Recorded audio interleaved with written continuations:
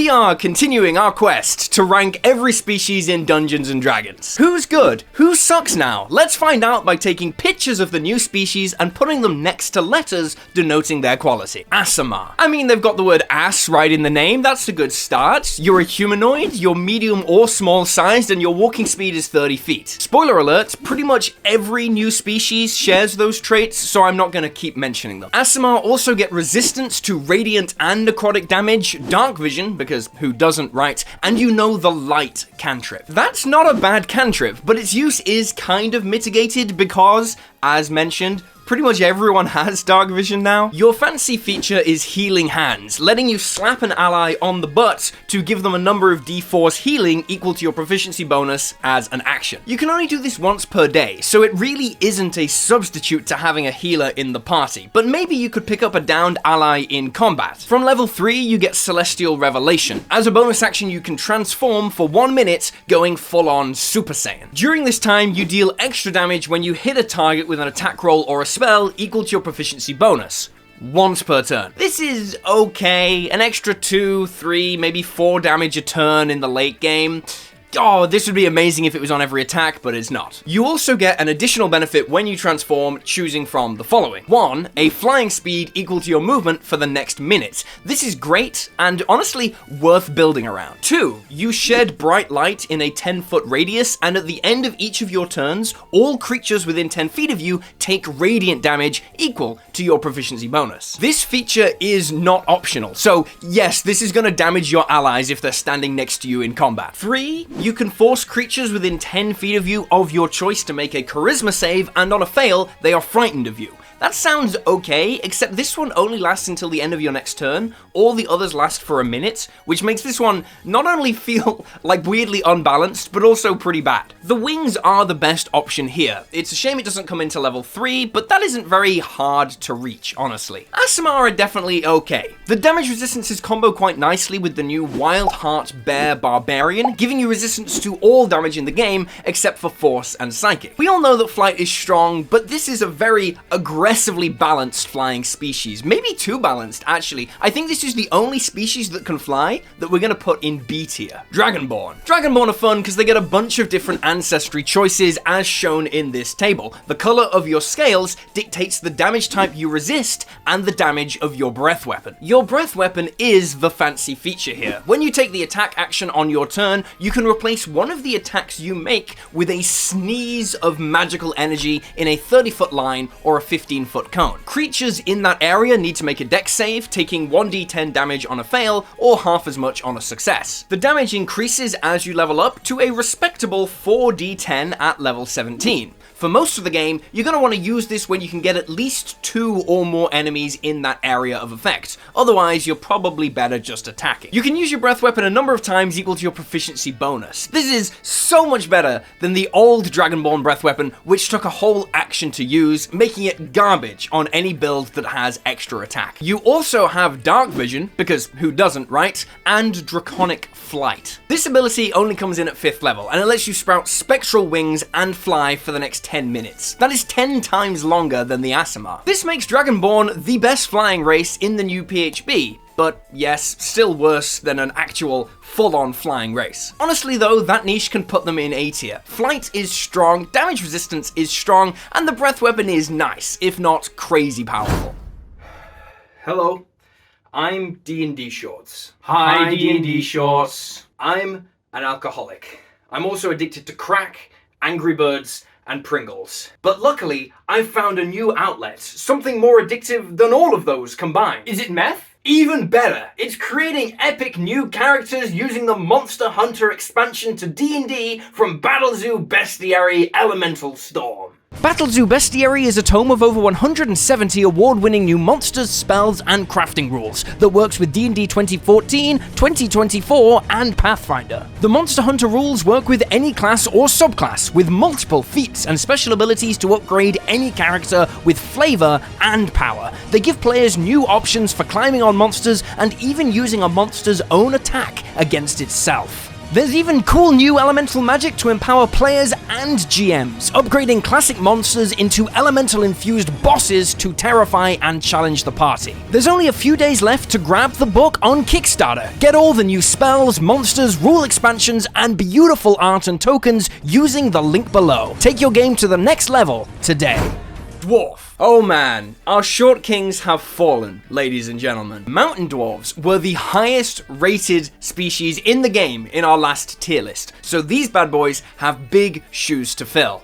You have dark vision, because who doesn't, right? And stone cunning. This is interesting. It lets you use a bonus action to give yourself tremor sense out to 60 feet for 10 minutes. That essentially lets you see things through vibrations in the ground or in a surface that you are touching. That is a cool feature, which you could honestly build around, except it only works when you're standing on a stone surface, which kind of makes it garbage, I think? I mean, maybe if your games happen in temples a lot, yeah, this could be good, but the earth is not stone, and most combat happens outdoors or underground, at least in my experience. All I'm saying is don't get too distracted by this. It's not reliable enough to make the focus of your entire build. But you still have Dwarven Resilience, giving you resistance to poison damage and advantage on saves to resist the poison condition, which is not bad at all. But the main draw to dwarves now is Dwarven Toughness. This used to be the Hill Dwarf feature, now it's just all dwarves, apparently. It increases your hit point maximum by 1, and an additional 1 anytime you gain a level. This is solid. Being dummy thick is always handy, although anyone can take the tough feat for free at level 0 now, buffing their hit points by 2 for every level they have. So it's not like this is the only way to get this effect. Still, Dwarf plus Tough Feet is very tanky. That is a lot of hit points. They can go in high B tier. Elf. So there are 3 elven lineages in this book, but all elves share the same core traits. You get dark vision, because who doesn't, right? And you have advantage on saving throws to avoid or end the charmed condition. Charmed is a brutal condition to fall for, and it's surprisingly common, so this feature is actually sneaky good. You also get proficiency in 1 skill from among insight, perception, or survival, pick perception, and trance. Magic can't put you to sleep, you don't need to sleep, and you can finish a long rest in 4 hours of meditation, during which time you remain conscious. This is great for keeping watch at night, and there are some shenanigans you can get into with 4-hour long rests. I'm not going to talk about them here. There's a video where I talk about rest tricking.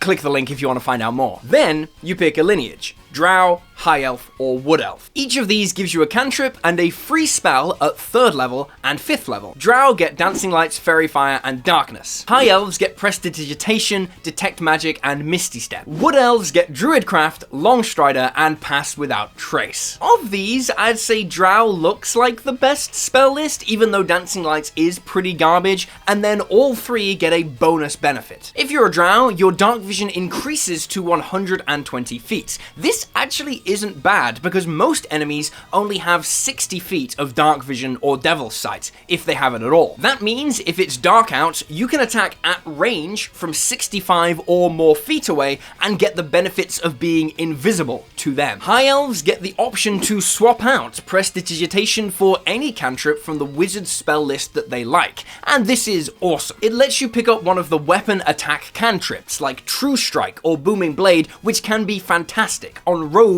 especially. Wood Elves simply have their movement speed increased to 35 feet, which is okay. Don't sleep on going fast. That said, we have to consider that if you did want to be an elf, is there any reason to pick one of these over something else, like maybe an Eladrin who can teleport, or an Astral Elf who get bonus proficiencies and can teleport, or a Shadar Kai who can resist all damage and teleport. Even the high elf niche of grabbing any wizard cantrip isn't actually all that hype anymore, because Magic Initiate is an origin feat now, so anyone can grab almost any cantrip in the game for free. And there's a species coming up in this very book that winds up way faster than the wood elf. Because the competition is so fierce, I'd actually say Drow are the only ones here with a real niche you could build around. That is not to say that elves are bad though, they're not. They're about on par with dwarves. They can chill in the B tier. I would just say that if you want to play an elf, I would be looking at Eladrin or Shadar Kai over these guys. Gnome. I've always said that gnomes are underrated. Let's see if I was lying. You have dark vision, because who doesn't, and you have advantage on all intelligence, wisdom, and charisma saving throws. This was always amazing, and it still is. Magic resistance was a trait so powerful, they had to change how it worked on races that got it, like Yuan-Ti and Satyr, and this might actually just be better. You also get a lineage choice, either Forest Gnome or Rock Gnome. Forest gives you the Minor Illusion cantrip, which is an awesome cantrip, and the spell Speak with Animals, which you can cast a number of times per long rest. Just some good utility options. Rock Gnomes instead learn the Mending and Prestidigitation cantrips. Not as good as Minor Illusion, but still very good. In addition, you can spend 10 minutes casting Prestidigitation to make a small clockwork device which can replicate one effect of that spell. This can be a pretty good distraction, letting you throw it to make a noise far away or use it to start a fire, as the book suggests. It's cute roleplay stuff more than it is actually powerful, but I can see a creative player getting a lot of mileage out of this. Evaluating gnomes is very simple. Advantage on a ton of saving throws is very strong. A gnome barbarian has advantage on every saving throw in the game except for Constitution, which they have proficiency with instead. On the strength of that ability alone, they go in A tier. They're not quite on the level of the actually busted species in the game, but they're bloody close. Goliath. So Goliaths are the first of two big boy species in this book, and they've had a pretty big glow up from their original version. 35 feet of movement is great, powerful build lets you carry more stuff, and you have advantage on saves to escape grapples. But the big feature here, literally, is large form. As a bonus action, you can become large for 10 minutes. Instead of taking up 1 square on the map, you now take up 4. You also get advantage on all strength checks, and your speed increases by 10 feet. This is great for lots of reasons. Obviously, 45 base movement speed is fantastic, but being bigger means that any effect that radiates out from you in an emanation is going to be hitting a lot more squares. But best of all, you can now grapple creatures up to huge in size. The grapple rules have changed. They now require a saving throw from the targets when you try to grapple them, so your advantage on strength checks doesn't translate to advantage on grapples, sadly, but even so, the fact you can grapple bigger creatures and your enhanced movement speed makes you the best grappler in the game. I've made a video about how insane the new grappler feat plus the spell Spike Growth can be, and you can do it to anything smaller than a Tarrasque. The video link is up here. It's unbelievable damage from like level 5. But also, Goliaths get Giant Ancestry, giving you a bonus ability of your choice from 6 options. All of these abilities are usable a number of times per short rest, equal to your proficiency bonus. Fire gives you an extra 1d10 damage on a hit, Cold gives you an extra 1d6 damage and slows down the target. Cloud gives you a 30-foot bonus action teleport, and Storm gives you a kind of Hellish Rebuke style feature where you use a reaction to deal 1d8 thunder damage to a creature that damages you. Hill gives you the ability to automatically knock a large or smaller creature prone when you hit them with an attack. This is my favorite. Absolutely shreds flying enemies. And Stone lets you use a reaction when you take damage to roll 1d12, add your Constitution modifier, and reduce the incoming damage equal to the result. Basically, you can adapt the type of giant you want to be, dealing extra damage, having some utility with teleportation, or just being super tanky. Goliaths are great now. I like grappling, I like knocking enemies prone without a saving throw, I respect the versatility of Giant Ancestry. They can go in A tier. Halfling. Going from giant to tiny, we reach the filthy little hobbitses. You are small, and you are brave, giving you advantage on saving throws to resist the frightened condition. I don't know if this is quite as good as resisting the charmed condition like elves do, but it's still very good. Frightened is a very common condition. You can also move through the space of any creature which is larger than you, which...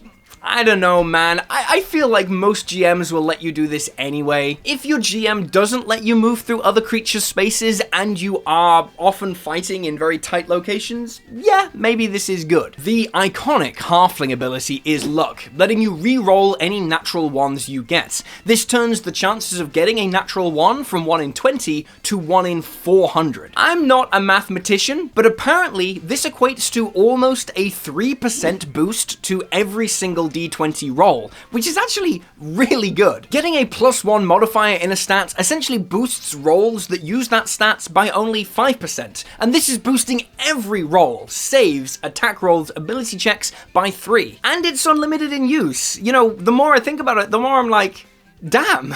Finally, you can take the hide action even when you're obscured only by a creature that is larger than you. So halflings are basically made to be fantastic rogues. You can do some interesting tactical stuff by repeatedly hiding in combat behind your allies to give yourself advantage on attacks, that kind of thing. Yes, they're a very simple species to choose, but honestly, I think they might want to go in low A tier. Maybe I am overrating the mathematical bonus that is halfling luck, but the more I look into the maths behind it, I'm just like, damn, bro, it's good. But this is very close. I could see the case for B tier, sure.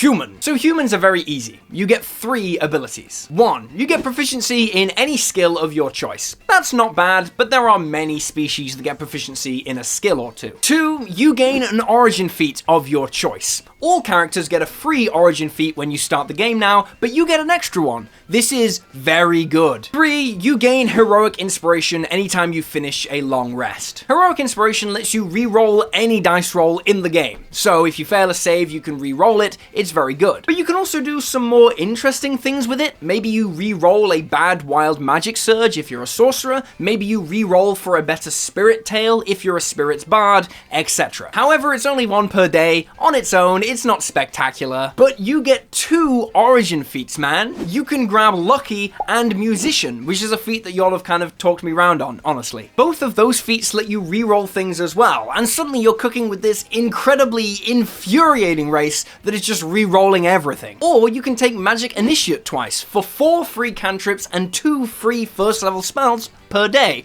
Or you can take the Skilled feat twice to have proficiency in 7 skills from just this species alone. Is it as good as the old variant human? I would say no, because that one gave you access to any feat in the game. But there are enough powerful origin feats to make this species really quite intimidating. In a backwards compatible world, I'd be taking custom lineage or variant human over this version of the human, which leaves them at the very top of A tier. By the way, we've just done 3 species in a row that don't have dark vision. Madness, right? Orc. Orcs have dark vision. Thank God, we're back. We're safe. It's 120 feet too, so just like the drow, you can take advantage of ranged weapons to strike at creatures in the darkness from far away, because your vision is going to be better than theirs. You can also dash as a bonus action a couple of times per short rest, and when you do, you gain temporary hit points equal to your proficiency modifier. That's fine, dash is good, but there aren't many builds in the game that don't have massive competition for their bonus action now, so I don't know how often you're really going to be getting this off most of the time. It does kind of combo with the ranged weapon idea though, letting you maintain a distance in the dark.